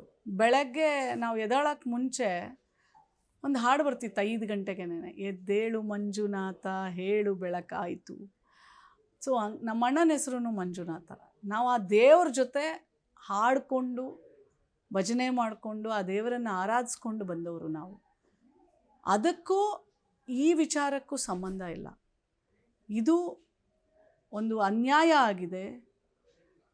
ಒಬ್ಬ ಅನಾಮಧೇಯ ಬಂದು 100 ಹೆಣ್ಣು ಮಕ್ಕಳನ್ನು ಊತಾಕಿದ್ದೀನಿ, ಇದೇ ಬೇರೆ ವಿಚಾರನೇ ಬೇರೆ. ಅದಕ್ಕೂ ಇದಕ್ಕೂ ಯಾವುದೇ ಥರ ಜೋಡಣೆ ಇಲ್ಲ. ಸೊ ಆ ಒಂದು ಕೇಸಲ್ಲಿ ತನಿಖೆ ಆಗಬೇಕು, ಸತ್ಯ ಅಸತ್ಯ ಹೊರಬೀಳಬೇಕು. ಸತ್ಯ ಆಗಿದ್ದರೆ ಆ ಸಂತ್ರಸ್ತೆ ಮತ್ತು ಆ ಕುಟುಂಬಗಳಿಗೆ ನ್ಯಾಯ ಸಿಗಬೇಕು. ಅಸತ್ಯ ಆಗಿದ್ದರೆ ಅವ್ರು ಯಾರ ಮೇಲೆ ಇದು ಮಾಡ್ತಾ ಇದ್ದಾರೆ ಹೊರಗಡೆ ಬರುತ್ತೆ, ಸತ್ಯ ಏನು ಅಂತ ಹೊರಗಡೆ ಬರುತ್ತೆ. ಅಷ್ಟು ಬಿಟ್ಟರೆ ಆಯೋಗ ಹ್ಯಾಸ್ ಯಾವುದೇ ಒಂದು ಪ್ರಭಾವಗಳಿಗೆ ಆಯೋಗ ಸ್ಪಂದಿಸೋದಿಲ್ಲ. ನಿಷ್ಪಕ್ಷಪಾತವಾಗಿ ಕೆಲಸ ಮಾಡುತ್ತೆ. ಒಂದು ಆಯೋಗ ನಿಷ್ಪಕ್ಷಪಾತವಾಗಿ ಕೆಲಸ ಮಾಡಿದಾಗ ಈ ಥರ ಯಾವುದೇ ಒಂದು ಪ್ರಭಾವ ಬೀರೋದಿಲ್ಲ. ದರ್ಶನ್ ಪ್ರಕರಣದಲ್ಲಿ ಮೇಡಮ್ ತಾವು ಕೂಡ ಮತ್ತೆ ಪತ್ರ ಬರೆದ್ರಿ. ಯಾವಾಗ ರಮ್ಯಾ ಅವರು ಎಕ್ಸಲ್ಲಿ ಪೋಸ್ಟ್ ಮಾಡಿದ ಬಳಿಕ ಈ ರೀತಿಯಾಗಿ ಅವಾಚ್ಯ ಶಬ್ದಗಳಿಂದ ನನ್ನನ್ನು ಬೈತಾ ಇದ್ದಾರೆ ಅಂತ ಬರೆದ ಬಳಿಕ ತಾವು ಕೂಡ ಎಂಟ್ರಿ ಆದ್ರಿ. ಆ ಪ್ರಕರಣದಲ್ಲೂ ಅಷ್ಟೊಂದು ಗಂಭೀರತೆ ಇದೆ ಅಂತ ಮಹಿಳಾ ಆಯೋಗಕ್ಕೆ ಗೊತ್ತಿತ್ತ ಅಂತ? ಖಂಡಿತ. ನೀವು ಅಶ್ಲೀಲವಾಗಿ ಪದಗಳನ್ನು ಉಪಯೋಗ ಮಾಡಿ ಅವರ ವಿಡಿಯೋಗಳನ್ನು ಹಾಕಿದಾಗ ಅವಳು ಒಬ್ಬಳು ಹೆಣ್ಣು ಮಗಳಲ್ವಾ. ಸೊ ಅಷ್ಟು ಕೆಟ್ಟದಾಗಿ ಒಂದು ಹೆಣ್ಣು ಮಗಳ ಬಗ್ಗೆ ಕಮೆಂಟ್ ಮಾಡಿದಾಗ ಅದು ಆಯೋಗ ಆವಾಗಲೂ ನಾವು ಪೊಲೀಸ್ ಕಮಿಷನರ್ಗೆ ಬರೆದ್ವಿ, ಸೂಕ್ತವಾದಂಥ ಕ್ರಮವನ್ನು ತಗೋಬೇಕು ಅಂತ. ಈಗ ಆಲ್ರೆಡಿ 4 ಜನ ಅರೆಸ್ಟ್ ಆಗಿದ್ದಾರೆ. ಸೈಬರ್ ಕ್ರೈಮ್ ಅಂದಾಗ ಇವ್ರು ಏನು ಅಂದ್ಕೊಂಡ್ಬಿಡ್ತಾರೆ ಅಂತಂದರೆ, ಸೋಷಿಯಲ್ ಮೀಡಿಯಾದಲ್ಲಿ ಏನು ಬೇಕಾದ್ರೂ ಬರೆದ್ರೆ ನಮ್ಮನ್ನು ಏನು ಕಳ್ತನ ಮಾಡಿಲ್ವಲ್ಲ ಒಳಗಾಕಕ್ಕೆ ಅಂತ. ಆದರೆ ಇವರು ಪದ ಬಳಕೆ ಇದೆಯಲ್ಲ, ಅದು ನೀವು ಮಾಡುವಂಥ ಪದ ಬಳಕೆ ಭಾಳ ನಿಮಗೆ ಕುತ್ತದು. ಈಗ 4 ಜನ ಅರೆಸ್ಟ್ ಆಗಿ ಜೈಲಲ್ಲಿದ್ದಾರೆ. ಇದೆಲ್ಲ ಬೇಕಾ? ಪ್ರೂವ್ ಆದರೆ 3 ರಿಂದ 7 ವರ್ಷ ಜೈಲು ಒಳಗಡೆ ಇರಬೇಕು. ಈ ಥರ ಎಲ್ಲ ಮಾಡಬಾರ್ದು. ನೋಡಿ, ಆರೋಗ್ಯಕರವಾದ ಚರ್ಚೆ ಮಾಡಿ. ಅವ್ರು ಹೇಳಿದ್ದಾರೆ, ನಿಮ್ಗೆ ಅದು ಇಷ್ಟ ಆಗಲಿಲ್ವಾ, ನೀವು ಪ್ರತಿವಿರೋಧ ಅದೆಲ್ಲ ಮಾಡ್ಬೋದು. ಅದು ಬಿಟ್ಟು ಒಂದು ಹೆಣ್ಣು ಮಗಳನ್ನು, ಅದು ರಮ್ಯಾನೇ ಅಂತಲ್ಲ, ಅಷ್ಟೊಂದು ಅಶ್ಲೀಲವಾಗಿ ಮಾತು ವಿಡಿಯೋಗಳು ಸರಿಯಲ್ಲ ಸಮಾಜಕ್ಕೆ. ಇದು ಸಹ ಒಂದು ಸಂದೇಶ ಕಳಿಸುತ್ತೆ. ಯಾರು ಇನ್ನು ಮುಂದೆ ಈ ಥರ ಕೆಟ್ಟದಾಗಿ ಒಂದು ಪದ ಬಳಕೆ ಅಥವಾ ವಿಡಿಯೋಗಳನ್ನು ಹಾಕೋದನ್ನು ಮಾಡಬಾರ್ದು. ಮಾಡಿದ್ರೆ ಸೀದಾ ಜೈಲು ಕಂಬಿ ಹೇಳಿಸ್ಬೇಕು ಅಂತನೂ ಸಹ ಇದು ಒಂದು ಮೆಸೇಜ್ ಇದೆ, ಇದರಲ್ಲಿ ಒಂದು ಸಂದೇಶ ಇದೆ. ರಮ್ಯಾ ಅವರು ಆ ಪೋಸ್ಟ್ ಹಾಕಿದ ತಕ್ಷಣ ಯಾವ ಫಿಲಿಮ್ ಅವರು ಕೂಡ ಮುಂದೆ ಬರಲಿಲ್ಲ. ಆದರೆ ಯಾವಾಗ ತಾವು ಪತ್ರ ಬರೆದ ಮೇಲೆ ಭಾಳಷ್ಟು ಜನ ಮಾತಾಡಿದ್ರು. ಅದಾದ ಬಳಿಕ ಶಿವಣ್ಣ ಅವ್ರು ಮಾತಾಡಿದ್ರು, ಬೇರೆಯವರೆಲ್ಲರೂ ಕೂಡ ಮಾತಾಡಿದ್ರು. ಇಡೀ ಇಂಡಸ್ಟ್ರಿ ಅವ್ರ ಜೊತೆ ನಿಂತ್ಕೊಳ್ತು. ಅದೇ ರಮ್ಯಾ ಅವರು ನಾಗಲಕ್ಷ್ಮಿ ಚೌಧರಿಗೆ ಏನಾದರೂ ಈ ಪ್ರಕರಣ ಆದ ಬಳಿಕ ಕರೆ ಮಾಡಿದ್ರು, ಮಹಿಳಾ ಆಯೋಗದ ಅಧ್ಯಕ್ಷರಿಗೆ? ಇಲ್ಲ, ಕರೆ ಮಾಡಿಲ್ಲ. ಆದರೆ ಅವರು ನನಗೆ ನನ್ನ ಜೊತೆ ಕಾಂಟ್ಯಾಕ್ಟಲ್ಲಿ ಇದ್ದಾರೆ. ಸೊ ನನಗೆ ಥ್ಯಾಂಕ್ಸ್ ಅಂತ ಕಳಿಸಿದ್ರು. ನಾನು ಹೇಳಿದೆ, ಓಕೆ, ಐ ಆಮ್ ಪ್ರೌಡ್, ನೀವು ತುಂಬ ಬೋಲ್ಡ್ ಇದ್ದೀರಾ, ಐ ಆಮ್ ವೆರಿ ಪ್ರೌಡ್. ಯಾಕಂದರೆ ಒಂದು ಹೆಣ್ಮಗಳು ಬೋಲ್ಡಾಗಿ ಬಂದು ನೀವು ಕಂಪ್ಲೇಂಟ್ ಕೊಟ್ಟಾಗ ಮಾತ್ರ ನೀವು ಅದರಿಂದ ಹೊರಗೆ ಬರೋಕ್ಕೆ ಸಾಧ್ಯ. ನೀವೇನಾದರೂ ಭಯ ಬಿದ್ದರೆ ನಿಮ್ಮನ್ನು ಇನ್ನೂ ಶೋಷಣೆ ಮಾಡ್ತಾರೆ. ಸಾಮಾಜಿಕ ಜಾಲತಾಣಗಳಲ್ಲಿ ಇವತ್ತು ಬಹಳ ಹೆಚ್ಚಾಗಿರೋದೇ ಈ ಥರ ಕ್ರೈಮ್ಸು. ಸೊ ಹೆಣ್ಮಗಳಿಗೆ ಬ್ಲ್ಯಾಕ್ ಮೇಲ್ ಮಾಡ್ತಿರ್ತಾರೆ. ಸೊ ಅವಾಗ ಅವಳು ಬರಬೇಕು, ಹೊರಗೆ ಬಂದು ಕಂಪ್ಲೇಂಟ್ ಕೊಡಬೇಕು. ಕೊಟ್ಟಾಗ ಇಮಿಡಿಯೇಟ್ಲಿ ಬ್ಲಾಕ್ ಮಾಡಿಸ್ತಾರೆ, ಆ ಪರ್ಸನ್ನ ಕರೆಸ್ತಾರೆ, ಅರೆಸ್ಟ್ ಮಾಡಿಸ್ತಾರೆ. ನೀವು ಬರದೆ ನೀವು ಮನೆಯಲ್ಲೇ ಕೂತ್ಕೊಂಡ್ಬಿಟ್ರೆ ಅಯ್ಯೋ ಏನಾಗುತ್ತೆ ಅಂತಂದರೆ ನಿಮ್ಮನ್ನು ಇನ್ನೂ ಶೋಷಣೆ ಮೇಲೆ ಶೋಷಣೆ ಮಾಡ್ತಾರೆ. ಅದು ಒಂದು ಸಂದೇಶ ರಮ್ಯಾ ಅವ್ರು ಕೊಟ್ಟಿದ್ದಾರೆ. ಹೆದರ್ಕೋಬೇಡಿ, ಬನ್ನಿ, ಯಾವಾಗಾದರೂ ನಿಮಗೆ ಆ ಥರ ಸೋಷಿಯಲ್ ಮೀಡಿಯಾದಲ್ಲಿ ಈ ಥರ ಎಲ್ಲ ಆದಾಗ ನೀವು ಧೈರ್ಯವಾಗಿ ಬಂದು ಪೊಲೀಸವ್ರಿಗೆ ಕಂಪ್ಲೇಂಟ್ ಕೊಡ್ಬೋದು ಅನ್ನೋ ಒಂದು ಸಂದೇಶ ಎಲ್ರಿಗೂ ಕಳಿಸಿದ್ದಾರೆ. ಇದು ಭಾಳ ಚೆನ್ನಾಗಿದೆ. ತಾವೊಬ್ಬ ಮಹಿಳಾ ಅಧ್ಯಕ್ಷರಾದ ಬಳಿಕ ಭಾಳಷ್ಟು ಸಕ್ರಿಯವಾಗಿ ಕೆಲಸ ಮಾಡ್ತಾರೆ, ಅದರಲ್ಲಿ ನೋ ಡೌಟ್ ಅಟ್ ಆಲ್. ಆದರೆ ನಿಮಗೆ ಈ ಆಯೋಗದಿಂದ ಐ ಆಮ್ ಕಂಫರ್ಟಬಲ್ ಮತ್ತು ನನಗೆ ಭಾಳ ಸ್ಯಾಟಿಸ್ಫ್ಯಾಕ್ಷನ್ ಇದೆ ಅಂತ ಅನಿಸಿದ್ಯಾ ಅಂತ? ನನಗೆ ಇಷ್ಟೊಂದು ವ್ಯಾಪ್ತಿ ಇದೆ ಅಂತ ನನಗೆ ಗೊತ್ತಿರಲಿಲ್ಲ ಆಯೋಗದಲ್ಲಿ.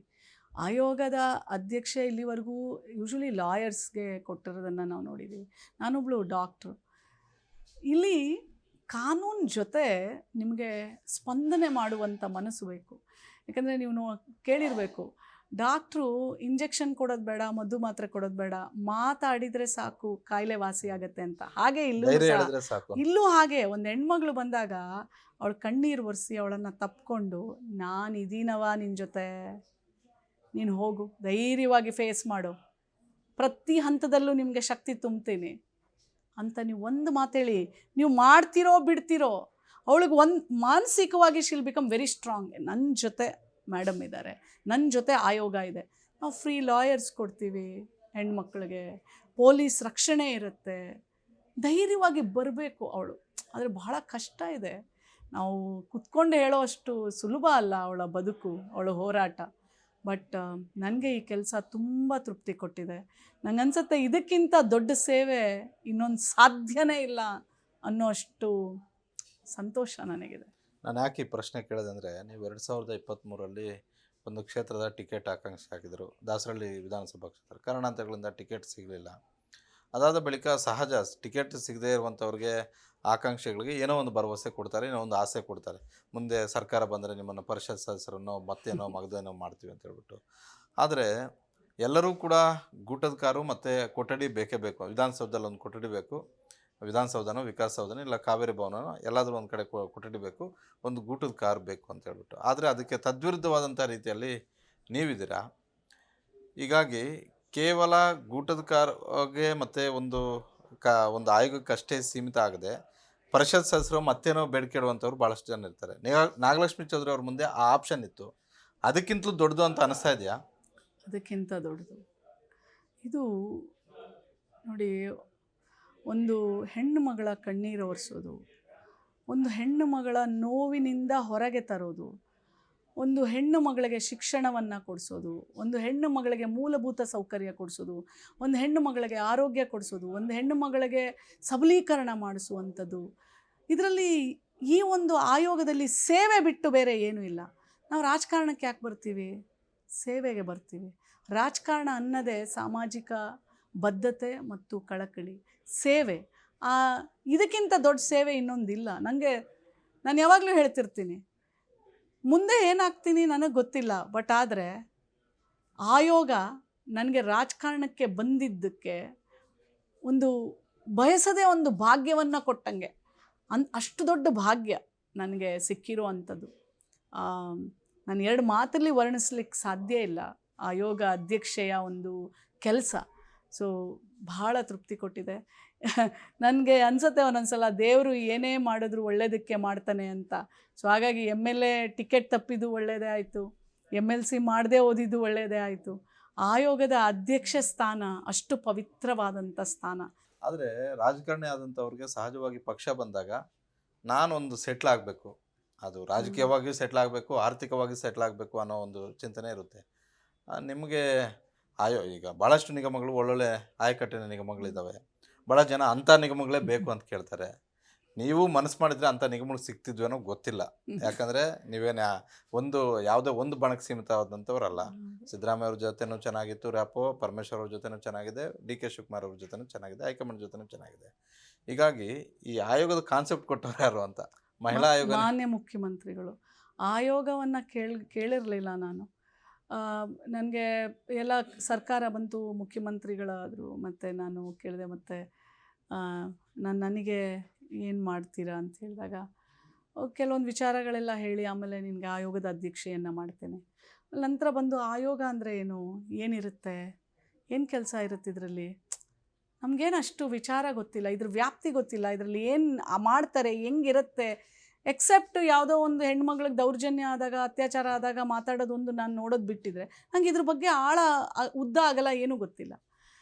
ನಂತರ 1 ವರ್ಷಗಳ ನಂತರ ಎಲ್ಲ ಒಂದು ನಿಗಮಗಳನ್ನು ಮಾಡಿದ್ರು. ಆವಾಗ ಮಾನ್ಯ ಮುಖ್ಯಮಂತ್ರಿಗಳು ಮಹಿಳಾ ಆಯೋಗದ ಅಧ್ಯಕ್ಷೆ ಡಾಕ್ಟರ್ ನಾಗಲಕ್ಷ್ಮಿ ಅಂತಲೇ ಅವರು ಬರೆದಿದ್ದು ಉಂಟು. ಸೊ ಹಾಗಾಗಿ ಅದು ನಾನು ಕೇಳಿದ್ದಲ್ಲ, ಅವ್ರು ಕೊಟ್ಟಿದ್ದದು. ಸೊ ಹಾಗಾಗಿ ನಾನು ಹೇಳ್ತೀನಿ ಯಾವಾಗಲೂ ಇದು ಬಯಸದೆ ಬಂದ ಭಾಗ್ಯ ಅಂತ. ಸೊ ಇದಕ್ಕಿಂತ ದೊಡ್ಡ ಸೇವೆ ರಾಜಕಾರಣದಲ್ಲಿ ನಾನು ಮುಂದೆ ಏನು ಬೇಕಾದರೂ ಆಗ್ಬೋದು, ಈ ಸೇವೆಗಿಂತ ದೊಡ್ಡ ಸೇವೆ ಇನ್ನೊಂದಿಲ್ಲ ಅಂತ ನಾನು ಅನ್ಕೋತೀನಿ. ಯಾಕಂದರೆ ಅಷ್ಟು ಒಂದು ನೀವು ಒಂದು ಹೆಣ್ಮಗಳು ಬಂದು ನಿಮ್ಗೆ ಹೇಳ್ತಾಳೆ, ಮೇಡಮ್ ನನ್ನ ಗಂಡ ಹೊಡೆಯೋದು ನಿಲ್ಲಿಸ್ಬಿಟ್ಟಿದ್ದಾನೆ, ನನ್ನ ಗಂಡ ಈಗ ನನಗೆ ತಂದಾಗ್ತಾನೆ, ಮದುವೆ ಮಾಡ್ಕೊಳ್ಳಲ್ಲ ಅಂತ ಪ್ರೀತಿ ಮಾಡಿ ಓಡೋಗಿದ್ದವನು ಇವಾಗ ಮದುವೆ ಮಾಡ್ಕೊಳ್ಳೋಕೆ ಬಂದಿರ್ತಾನೆ. ಈಗ ಒಂದು ತಾಯಿಗೆ ಈಗ ನೋಡಿ, ಮಗಳನ್ನು 3 ವರ್ಷದಿಂದ ಅತ್ಯಾಚಾರ ಮಾಡ್ತಿರ್ತಾನೆ, ಅವನನ್ನು ಜೈಲ್ಗೆ ಹಾಕಿಸಿದಾಗ ಆ ತಾಯಿ ಆ ಮಗು ಆ ಮಕ್ಕಳಿಗೆ ಶಿಕ್ಷಣಕ್ಕೆ ನಮ್ಮ ಸರ್ಕಾರದ ಸ್ಕೀಮ್ಸು, ಮೊರಾರ್ಜಿ ದೇಸಾಯಿ ಎಷ್ಟೆಲ್ಲ ಇದೆ, ಅವನ್ನೆಲ್ಲ ಒದಗಿಸಿದಾಗ ಅವರ ಬಂದು ಹೇಳ್ತಾರೆ ನೋಡಿ, ಆ ನಗು, ಆ ಸಂತೋಷ ಆಯೋಗದ ಅಧ್ಯಕ್ಷೆಗೆ ಬೇರೆ ಏನೂ ಬೇಕಿಲ್ಲ. ಅವ್ರು ಬಂದು ಹೇಳಿದ ತಕ್ಷಣವೇ ನಂಗೆ ಅನಿಸುತ್ತೆ ಸಾರ್ಥಕದ ಬದುಕು. ನೋಡಿ, ಮೊನ್ನೆ ಚಾಮರಾಜನಗರ ಒಂದು ರಾತ್ರಿ ನಾನು ಅಲ್ಲಿ ಹೋದಾಗಲೇ ನಡೀ ಮಧ್ಯ ಕಾಡಿನಲ್ಲಿ ಜನ 4 ಗಂಟೆಯಿಂದ ಕಾಯ್ತಾಯಿದ್ರು. ನಾವು ಅಲ್ಲಿ ಅವ್ರಿಗೆ ಮೂಲಭೂತ ಸೌಕರ್ಯಗಳಿದೆಯಾ ಇಲ್ವಾ ಅನ್ನೋದಕ್ಕೊಂದಕ್ಕೆ ಹೋಗ್ತಾಯಿದ್ವಿ. ನಾನು ಹೋಗ್ಲಿಕ್ಕೇ 7:15 ಆಗೋಯ್ತು. ಒಬ್ಬರು ಅಧಿಕಾರಿ ಬಂದು ಹೇಳ್ತಾರೆ, ಮೇಡಮ್ ಹೋಗೋದು ಡೇಂಜರು ಈಗ ಅಂತ. ಮತ್ತು ನಾನು RFO ಅವ್ರಿಗೆ ಕೇಳ್ತೀನಿ, ನಾನು ಸೇಫಾಗಿ ಕರ್ಕೊಂಬರ್ತೀರಾ ಅಂತ. ಮೇಡಮ್ ಕರ್ಕೊಂಬರ್ತೀವಿ, ನಡಿ ಹತ್ರಿ ಗಾಡಿ ಎಲ್ಲರೂ ಅಂತಂದು. ಸೊ ಎಲ್ಲರೂ ಬಂದು ನಾವು ಅಲ್ಲಿ ಹೋಗೋಕ್ಕೆ 9:30 ರಾತ್ರಿ. ನೀವು ನಂಬ್ತೀರಾ, ಕಾಡು ಒಳಗಡೆ ಮಧ್ಯದಲ್ಲಿ ಇರುವಂಥ ಕಾಡು ಜನ ಸಹ ಎಷ್ಟು ಖುಷಿ, ಎಷ್ಟು ಸಂತೋಷ. ಅವರು ಆ ಕಾಡಿನಿಂದ ತಂದಂಥ ಹೂಗಳನ್ನು ಬೊಕ್ಕೆಯನ್ನಾಗಿ ಮಾಡಿ, ಮಾಲೆಯನ್ನು ಮಾಡಿ, ಆ ಕಾಡಲ್ಲಿ ಸಿಕ್ಕಿರೋ ಒಂದು ಜೇನುತುಪ್ಪವನ್ನು ತಂದು ಒಂದು ಏನಂತಾರೆ, ಒಂದು ಹಲಸಿನಣ್ಣಗೆ ಹಾಕಿ ನನಗೆ ಕೊಟ್ಟಿದ್ದು, ಆ ಪ್ರೀತಿ, ಆ ಸಂತೋಷ, ಆ ನಂಬಿಕೆ, ಆ ಭರವಸೆ ಉಂಟಾ? ಒಂದು MLA ಆಗಿದ್ರೆ ಒಂದು ಕ್ಷೇತ್ರಕ್ಕೆ ಸೀಮಿತ ಆಗ್ತಿದ್ರು. ಇದು ಯಾವುದು ಪರಿಮಿತಿನೇ ಇಲ್ಲ. ಅಲ್ಲಿ ಸಭೆ ನಡೆಸಿದ ಮೇಲೆ ನಂತರ ಅಲ್ಲಿ ನಡೆದಂಥ ಬದಲಾವಣೆಗಳು, ಅವ್ರು ಕೇಳಿದ್ದಕ್ಕೆಲ್ಲ ಸರ್ಕಾರ ಸ್ಪಂದಿಸಿದ್ದು ರೀತಿಯಲ್ಲಿ, ಮತ್ತು ಅವ್ರಿಗೆ ಬೇಕಾದಂಥ ಸವಲತ್ತುಗಳನ್ನು ಕೊಟ್ಟಾಗ ಆ ಜನರ ಒಂದು ಏನು ಹೇಳ್ತಾರೆ, ಒಂದು ಖುಷಿ ಇದೆಯಲ್ಲ, ಆಯೋಗದ ಅಧ್ಯಕ್ಷರಿಗೆ ಇನ್ನೇನು ಬೇಕು? ಅವರ ನಗುವನ್ನು ನೋಡಲಿಕ್ಕೆ, ಅವರ ಬದಲಾವಣೆ, ಅವರ ಜೀವನದಲ್ಲಿ ಬದುಕನ್ನು ಒಂದು ಬದಲಾವಣೆಯನ್ನು ನೋಡಲಿಕ್ಕೇನೆ. ಬೀದರ್ ಒಂದು ಕುಟುಂಬ ಬಂದಿತ್ತು, ಆ ಸಮಸ್ಯೆ ಬಗೆಹರಿತಾ? ಮಾಜಿ ಸಚಿವರು ನಮ್ಮ ಕುಟುಂಬಕ್ಕೆ ಸಮಸ್ಯೆ ಮಾಡಿದ್ದಾರೆ ಅಂತ ಹೇಳಿ. ಹೌದು, FIR ಆಗಿದೆ, ಅವರನ್ನು ಹುಡ್ಕೋ ಪ್ರಯತ್ನ ಮಾಡ್ತಾ ಇದ್ದಾರೆ. ನಾನು ಕೇಳ್ಕೊಳ್ಳಿಲ್ಲ, ಮೋಸ್ಟ್ಲಿ ಅರೆಸ್ಟ್ ಮಾಡಿದಾರೋ ಇಲ್ಲೋ ಗೊತ್ತಾಗಲಿಲ್ಲ. ಬಟ್ SP ಪೊಲೀಸ್ ಅವರ ಕಾರ್ಯಗಳನ್ನು ಮಾಡ್ತಾ ಇದ್ದಾರೆ. ಏನದು ಪ್ರಕರಣ ಏನು ಅಂತ? ಅಂದರೆ ಅವರ ಮಗಳನ್ನು, ಅಂದರೆ ಎಂಗೇಜ್ಮೆಂಟ್ ಆಗಿರುತ್ತೆ, ನಂತರ ಅವಳನ್ನು ಕರ್ಕೊಂಡು ಒಂದು 3-4 ಕಡೆ ಹೋಗಿ ರೂಮಲ್ಲೆಲ್ಲ ಇದ್ದಿರ್ತಾರೆ, ಈಗ ಬೇಡ ಅಂತ ಹೇಳ್ತಾರೆ. ಸೊ ಹಾಗಾಗಿ ಆ ಪೇರೆಂಟ್ಸು ತುಂಬಾ ಡಿಸ್ಟರ್ಬ್ ಆಗಿದ್ದರು. ಸೊ ಅದು ಆಯೋಗಕ್ಕೆ ಬಂದಿದ್ದರು, ಮತ್ತು ನಾವಲ್ಲಿ SP ಅವ್ರಿಗೆ ಹೇಳಿ ಬೀದರ್ನಲ್ಲಿ FIR ಮಾಡಿಸಿ ಕೇಸ್ ದಾಖಲಾಗಿದೆ, ಈಗ ಹುಡುಕ್ತಾ ಇದ್ದಾರೆ. ಮೊದಲು ಪೊಲೀಸರು ದೂರು ಕೂಡ ತಗೊಳ್ಳಿಲ್ಲ ಅಂತ ಸುದ್ದಿ. ಇಲ್ಲ, ಅದು ಸುಳ್ಳು. ಅಲ್ಲಿ ಬೇರೆ ಥರ ವಿಷಯಗಳೆಲ್ಲ ನಡೆದಿತ್ತು. ಆಮೇಲೆ ನನಗೆ ಅವ್ರು ಹೇಳಿದ್ರು, ಇಮ್ಮಿಡಿಯೇಟ್ಲಿ FIR ಮಾಡಿದ್ದಾರೆ. ಆತ ಪ್ರಭು ಚವ್ಹಾಣ್ ಅವರ ಮಗನ ಇಲ್ಲ ರಿಲೇಟಿವ್? ಮಗ, ಸ್ವಂತ ಮಗ. ಹಾಗಾದರೆ ಮಹಿಳಾ ಆಯೋಗ ಈ ಪ್ರಕರಣವನ್ನು ಗಂಭೀರವಾಗಿ ಪರಿಗಣಿಸಿದೆ. ಯಾಕಂದರೆ is A politician, is A X minister, ನಾವು ಈಸ್ ಎ MLA. ಮಾರುತಿಯವ್ರು, ನಾನು ನಿಮಗೆ ಮೊದಲಿಗೆ ಹೇಳಿದೆ, ನಮಗಿಲ್ಲಿ ವ್ಯಕ್ತಿ ಮುಖ್ಯ ಆಗೋದಿಲ್ಲ. ಅದು ನಾನು ನಿಮ್ಗೆ ಹೇಳಿದೆ, ಒಂದು ತಾಯಿ ಒಂದು ಮಗುವನ್ನು ಕರ್ಕೊಂಬಂದಾಗ ನಿಮ್ಗದು ಅವ್ರ ಐ ಪ್ರೊಫೈಲ್ ಅನಿಸೋದಿಲ್ಲ, ನಮಗೆ ಅದು ಭಾಳ ಮುಖ್ಯ ಇರುತ್ತೆ. ಅದು ಭಾಳ ಮುಖ್ಯ ಇರುತ್ತೆ ನಮಗೆ ಅವ್ರು ಮಾಡ್ತಾ ಇರುವಂಥ ಕೃತ್ಯ ಭಾಳ, ಅದು ಇಂಥವ್ರ ಮಗ ಅಂಥವ್ರ ಮಗ, ನಮಗೆ ಆಯೋಗಕ್ಕೆ ಅದೆಲ್ಲ ಮ್ಯಾಟ್ರೇ ಆಗೋದಿಲ್ಲ. ನಮಗೆ ನೀವು ಏನು ಮಾಡಿದ್ದೀರಾ ಅದು ಭಾಳ ಇಂಪಾರ್ಟೆಂಟು. ನೀವು ಚೀಟ್ ಮಾಡಿದ್ದೀರಾ, ಸೊ ಅದು ಕಾನೂನು ಪ್ರಕಾರ ಹೇಗೆ ತಗೊಳತ್ತೆ. ನಾವು ನಮ್ಮ ಕರ್ತವ್ಯ ಏನಿದೆ, ಒಂದು ಹೆಣ್ಮಗಳು ನಮ್ಮ ಆಯೋಗಕ್ಕೆ ಬಂದಾಗ ಆಯೋಗದ ಅಧ್ಯಕ್ಷೆಯಾಗಿ ನಮ್ಮ ಕರ್ತವ್ಯ ಏನಿದೆ ಅದು ನಾವು ಮಾಡಿದ್ದೀವಿ. ಎಲ್ಲರನ್ನೂ ಟ್ರೋಲ್ ಮಾಡುವಂತಹ ದರ್ಶನ್ ಬೆಂಬಲಿಗರು, ನೀವು SITಗೆ ಪತ್ರ ಬರೆದ ಬಳಿಕ ನಿಮಗೂ ಏನಾದರೂ ಕಮೆಂಟ್ ಹಾಕಿದ್ರಾ? ನನಗೆ ಹಾಕಿಲ್ಲ ಅಂತ ನಾನು ಅಂದ್ಕೊಳ್ತೀನಿ, ಬಟ್ ಗೊತ್ತಿಲ್ಲ. ಬಟ್ ಆದರೆ ನಾನು ಹೆಚ್ಚಾಗಿ ಆ ಥರ ಟ್ರೋಲ್ಸ್ಗೆಲ್ಲ ನಾನು ಗಮನ ಕೊಡೋದಿಲ್ಲ. ನನ್ನ ಕೆಲಸ ಮತ್ತು ಪ್ರೀತಿ ಮಾಡೋರೇ ಜಾಸ್ತಿ ಇದ್ದಾರಪ್ಪ, ಸೊ ಅದೆಲ್ಲ ನ್ಯೂಟ್ರಲ್ ಆಗಿಬಿಡುತ್ತೆ. ನನಗೆ ಹೇಗಾಗಿದ್ದೀನಿ ನಾನು ಅಂದರೆ, ಆಯೋಗದ ಅಧ್ಯಕ್ಷೆಯಾಗಿ ಬರೀ ನಾನು ಹೆಣ್ಮಕ್ಳಿಗೆ ತಾಯಿಯಲ್ಲ, ನನಗಿಬ್ಬರು ಮಕ್ಕಳಲ್ಲ, ಈಗ ಕರ್ನಾಟಕದ ಮಕ್ಕಳೆಲ್ಲ ನನ್ನ ಮಕ್ಕಳಾಗಿದ್ದಾರೆ. ಸೊ ಹಾಗಾಗಿ ಇವರು 1% ಇದ್ದರೆ ಅವ್ರು ಪ್ರೀತಿ ಮಾಡೋರು 99% ಇರ್ತಾರೆ. ಸೊ ಅದೆಲ್ಲ ನಾವು ತಲೆಗೆ ಹಾಕ್ಕೊಳ್ಳೋದಿಲ್ಲ.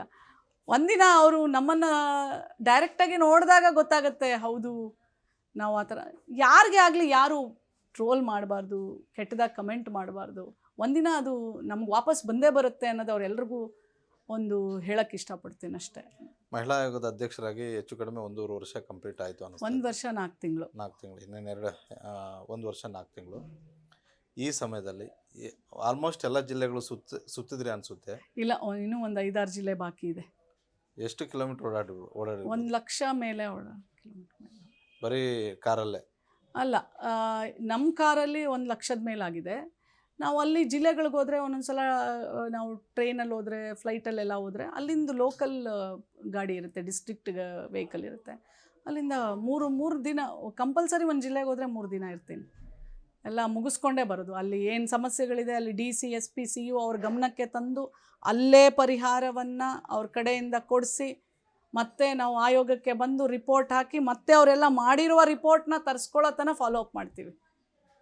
ಆಯೋಗದ ಅಧ್ಯಕ್ಷೆ ಆಗಿ ಅಂತ ಹೇಳಿದಂತಹ ಸಿದ್ದರಾಮಯ್ಯ ಅವರು ಈ ನಿಮ್ಮ ಕೆಲಸವನ್ನು ನೋಡಿ ಮತ್ತೆ ಯಾವತ್ತಾದರೂ ಮಾತಾಡಿದ್ರಾ? ಯಾವತ್ತಾದರೂ ಭೇಟಿ ಆದಾಗ? ಆಯೋಗದ ಅಧ್ಯಕ್ಷೆ ಆದಮೇಲೆ ಹೆಚ್ಚಿಗೆ ಹೋಗೋದಿಲ್ಲ, ಯಾಕಂದರೆ ಅದು ಪಕ್ಷಾತೀತವಾಗಿ ಆಯೋಗ ಇರುತ್ತೆ. ಬಟ್ ಕೆಲವೊಂದು ಸೆನ್ಸಿಟಿವ್ ವಿಚಾರ ಇದ್ದಾಗ ಹೋಗ್ತೇನೆ. ಮುಖ್ಯಮಂತ್ರಿಗಳು ಅದಕ್ಕೆ ಸ್ಪಂದನೆ ಮಾಡ್ತಾರೆ. ಕೆಲವೊಂದು ವಿಚಾರಗಳು, ಬಾಣಂತಿಯರ ಸಾವುಗಳೆಲ್ಲ ಆದಾಗ ಅವರು, ನಾನು ಹೋದಾಗ ಕನ್ಸರ್ನ್ಡ್ ಯಾರಿದ್ದಾರೆ ಅವ್ರು DC ಇರ್ಬೋದು, ಎಲ್ರಿಗೂ ಮಾತಾಡ್ತಾರೆ. ಅವ್ರ ಸ್ಪಂದನೆ ಭಾಳ, ಅವ್ರ ಕಳಕಳಿ ಭಾಳ, ಅವ್ರ ಕಾಳಜಿ ಭಾಳ ನನಗೆ ತುಂಬ ಇಷ್ಟ ಆಗುತ್ತೆ. ನನಗೆ ಅವ್ರು ಹಾಗೆ ಕೆಲವೊಂದು ವಿಚಾರಗಳಲ್ಲಿ ಇರಬೇಕು ಅಂತಲೂ ಸಹ ಅನಿಸುತ್ತೆ. ಉತ್ತರ ಕರ್ನಾಟಕ ಭಾಗದಲ್ಲಿ ಹೆಚ್ಚು ಪ್ರವಾಸ ನೀವು ಮಾಡಿದ್ದೀರಾ. ಇವತ್ತಿಗೂ ಕೂಡ ಉತ್ತರ ಕರ್ನಾಟಕ ಭಾಗದಲ್ಲಿ ಒಂದು ಮಕ್ಕಳಿಗೆ, ಹೆಣ್ಮಕ್ಳಿಗೆ ಶಿಕ್ಷಣ ಸರಿಯಾಗಿ ಸಿಗ್ತಾ ಇಲ್ಲ. ಇನ್ನೊಂದು ಬಾಲ್ಯ ವಿವಾಹಗಳು ಇನ್ನೂ ಕೂಡ ಜೀವಂತವಾಗಿದೆ. ಈ ಪ್ರಕರಣಗಳೆಲ್ಲ ಮಹಿಳಾ ಆಯೋಗದ ಗಮನಕ್ಕೆ ಬಂದಿದ್ದಾವೆ. ಆ್ಯಕ್ಚುಲಿ ಇದೆಲ್ಲ ಮಕ್ಕಳ ಆಯೋಗಕ್ಕೆ ಬರುತ್ತೆ. ಬಟ್ ಆದರೆ ಹೋದಾಗ ಏನಾಗುತ್ತೆ, ಅಲ್ಲೆಲ್ಲ ನನ್ನನ್ನು ಕೈ ಹಿಡಿದು ಕರ್ಕೊಂಡು ಹೋಗ್ತಾರೆ, ನೀವು ಬರಬೇಕು ಅಂಥೇಳಿ. ಬಟ್ ಬಾಲ್ಯ ವಿವಾಹ ಇದೆಲ್ಲ ಬರೀ ಉತ್ತರ ಕರ್ನಾಟಕದಲ್ಲೇ ಇಲ್ಲ. ನೀವು ಇಲ್ಲಿನ ತುಮಕೂರಿಗೆ ಹೋಗಿ ಅಲ್ಲೂ ಇದೆ, ಚಿತ್ರದುರ್ಗಕ್ಕೆ ಹೋಗಿ ಅಲ್ಲೂ ಇದೆ. ಎಲ್ಲಿ ಬಡತನ ಇದೆ, ಎಲ್ಲಿ ಅರಿವಿಲ್ಲ, ಶಿಕ್ಷಣ ಇಲ್ಲ, ಅಲ್ಲಿ ಬಾಲ್ಯ ವಿವಾಹ ಇದೆ. ಏನಾದರೂ ಇದನ್ನೆಲ್ಲವನ್ನು ಖಡಕ್ಕಾಗಿ ಕಂಟ್ರೋಲ್ ಮಾಡೋದಕ್ಕೆ ಸರ್ಕಾರಕ್ಕೆ ಏನಾದರೂ ಸರ್ಕಾರ ಪ್ರತಿ ಹಂತದಲ್ಲೂ ನಾವು ರೆಕಮೆಂಡೇಶನ್ಸ್ ಸರ್ಕಾರಕ್ಕೆ ಕಳಿಸ್ತಾ ಇರ್ತೀವಿ. ಸೊ ನೋಡಿ, ಬರೀ ಸರ್ಕಾರ ಮಾಡಲಿಕ್ಕೆ ಸಾಧ್ಯ ಇಲ್ಲ. ಸರ್ಕಾರದ ಭಾಳಷ್ಟು ಯೋಜನೆಗಳಿದ್ದಾವೆ, ಅರಿವಿನ ಕಾರ್ಯಕ್ರಮಗಳಿದ್ದಾವೆ. ಬಟ್ ಆದರೆ ಜನನೂ ಹಾಗೆ ಸ್ಪಂದನೆ ಮಾಡಬೇಕಾಗತ್ತೆ. ಮತ್ತು ಜನರೂ ಸರ್ಕಾರದ ಯೋಜನೆಗಳು, ಅವರ ಹಕ್ಕುಗಳು ತಿಳ್ಕೋಬೇಕು. ನಾನಿಷ್ಟು ಟ್ರಾವೆಲ್ ಮಾಡಿದ್ದೀನಲ್ಲ, 75% ಜನರಿಗೆ ಏನೂ ಗೊತ್ತಿಲ್ಲ. ಯಾವತ್ತು ಜನ ತಿಳ್ಕೊತಾರೆ ಅವತ್ತು ಬದಲಾವಣೆ. ಕಾರ್ಯಕ್ರಮದಲ್ಲಿ ಭಾಗವಹಿಸೋಕ್ಕೆ ಧನ್ಯವಾದಗಳು ಮೇಡಮ್. ಥ್ಯಾಂಕ್ ಯು ಮಾರುತಿ ಅವರೇ. ಇದಾಗಿತ್ತು ಇವತ್ತಿನ ಪಾಡ್ಕಾಸ್ಟ್ ವಿಶೇಷ ಕಾರ್ಯಕ್ರಮ. ನಾಗಲಕ್ಷ್ಮಿ ಚೌಧರಿ ಅವರು ಭಾಳಷ್ಟು ವಿಚಾರಗಳನ್ನು ನಮ್ಮ ಮುಂದೆ ಹೇಳಿದ್ರು, ನಮ್ಮ ವೀಕ್ಷಕರಿಗೆ ಹೇಳಿದ್ರು. ನನ್ನ ಮುಂದೆ ಬರುವಂತಹ ಯಾವುದೇ ಪ್ರಕರಣ ಅದು ಲೋ ಪ್ರೊಫೈಲಾ ಹೈ ಪ್ರೊಫೈಲಾ ಅಂತ ನೋಡೋದಿಲ್ಲ. ಸಮಸ್ಯೆ ಇರುವಂಥವ್ರು ಮಾತ್ರ, ಸಮಸ್ಯೆ ಇರುವಂತಹ ಮಹಿಳೆಯರು ಮತ್ತು ಮಕ್ಕಳು ಮಾತ್ರ ಮಹಿಳಾ ಮತ್ತು ಮಕ್ಕಳ ಆಯೋಗದ ಮುಂದೆ ಬರ್ತಾರೆ. ಅವರ ಒಂದು ಸಮಸ್ಯೆಗಳನ್ನು ಆಲಿಸುವಂತಹ, ಅವರ ಸಮಸ್ಯೆಗಳನ್ನು ಬಗೆಹರಿಸುವಂಥ ಒಂದು ಕೆಲಸವನ್ನು ಮಾಡ್ತೀನಿ. ಬಿಟ್ಟರೆ ಅದು ದೊಡ್ಡವ್ರದ ಚಿಕ್ಕವ್ರದ ಅಂತ ನೋಡೋದಿಲ್ಲ. ಈ ಹಿಂದೆ ಹಲವು ಪ್ರಕರಣಗಳು ನಾನು ಪತ್ರ ಬರೆದಿರೋದು ಕೂಡ ಯಾರ ಒತ್ತಡಕ್ಕೂ ಮಣೆದು ಪತ್ರ ಬರೆದಿಲ್ಲ, ಯಾರು ಹೇಳಿದ್ರು ಅಂತ ಪತ್ರ ಬರೆದಿಲ್ಲ. ನಮ್ಮ ಮಹಿಳಾ ಆಯೋಗಕ್ಕೆ ಇದು ಸರಿಯಾದಂಥ ಒಂದು ಪ್ರಕರಣ, ಮಹಿಳೆಯರ ಮೇಲೆ ಆಗಿರುವಂಥ ಒಂದು ದೌರ್ಜನ್ಯ ಅಂತ ಗೊತ್ತಾದ ತಕ್ಷಣ ಪತ್ರ ಬರೆಯುವಂಥ ಒಂದು ಕೆಲಸವನ್ನು ಮಾಡಿದ್ದೀನಿ. ಅದಕ್ಕೆ ಸರ್ಕಾರವೂ ಕೂಡ ಸಕಾರಾತ್ಮಕವಾಗಿ ಸ್ಪಂದಿಸಿದೆ ಅನ್ನುವಂಥ ಒಂದು ಮಾತನ್ನು ಹೇಳ್ತಾ ಇದ್ದಾರೆ. ಇದಾಗಿತ್ತು ಇವತ್ತಿನ ವಿಶೇಷ ಗ್ಯಾರಂಟಿ ನ್ಯೂಸ್. ಸುದ್ದಿ ಖಚಿತ, ನ್ಯಾಯ ನಿಶ್ಚಿತ.